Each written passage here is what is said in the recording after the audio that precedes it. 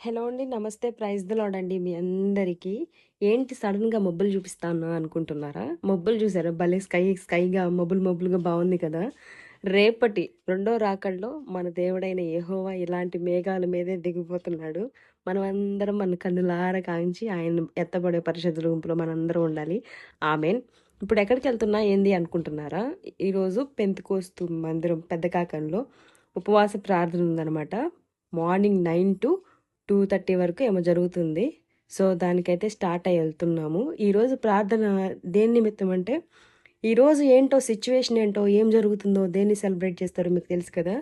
దేవుడే లోకానికి వెలుగై ఉన్నాడని వర్తమానం చాలా చక్కగా చెప్పారు. అది కాక దేవుడు యవనస్తులందరినీ మార్చాలని యవన బిడ్డల కోసమే ప్రత్యేకించి ఈ ఉపవాస ప్రార్థన అంట. ప్రార్థన అంతా కంప్లీట్ అయిపోయిన తర్వాత అక్కడ భోజనం పెట్టారు. ఇంకా భోంచేసేసి ఇంక ఇంటికైతే రిటర్న్ అయిపోయాము. యవనస్తుల కంటికి ఈ లోకం ఆకర్షించే దొంగ ఊబని తెలియకే దాంట్లో పడిపోయి నశించిపోతున్నారని